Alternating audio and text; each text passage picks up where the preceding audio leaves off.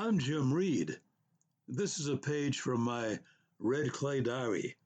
It's all about life, actually. This is called Salutes and Salutations to a New Old World. It is suddenly a new year. This is something that keeps happening. New years emerge, blanket the earth for a time, are later replaced with yet other new years. Deja damn vu all over again. Pushing aside all wisecracks and cutesy remarks, I occasionally drift back to a trove of childhood memories. When I was less than a handful of years on Earth, my sister Barbara and I had the habit of gazing upwards and saluting each time an aircraft passed over our down south neighborhood. Saluting flyovers was our way of paying tribute to World War II and the people we knew who lived through it, and the people we knew about who did not live through it. Barbara and I were mere inklings while the war raged on, but we witnessed all familial things that were affected by this global battle. Our parents and relatives did what they could to do the right things, and they did something else remarkable. They allowed us to be children, as if there were no atrocities outside our village. Like millions of other adults, they wanted us to be as normal and healthy as possible if and when the war ended.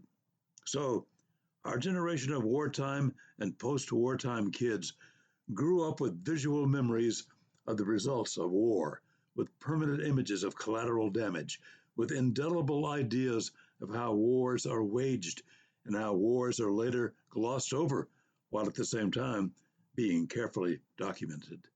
If we wanted our relief of humor, we responded to the laughter and goodwill that resulted from just getting on with life, just brushing aside the sadnesses, if only for moments.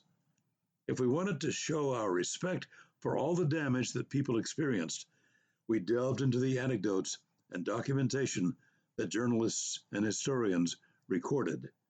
We learned to laugh with our uncles who fought and gifted us with jokes and souvenirs, telling us only the ironies, holding back from us the terrors. When we grew up, we slowly learned the rest of the stories these veterans had to tell. By then, we were informed enough to be able to absorb the downside of all the camaraderie and sacrifice and grimness that was wartime. So, back to Barbara and me. We stand in the front yard of our bungalow on Eastwood Avenue and salute the planes. We feel proud to let witnesses know that we are well-meaning kids who still remember. It is kind of like praying in public.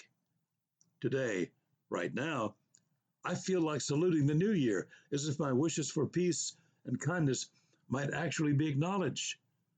In reality, I know that the good and the flawed in us humans will alternate and rise and fall as time slips by. During the bad, I salute ahead the goodness that might unexpectedly arise, if only in my dreams.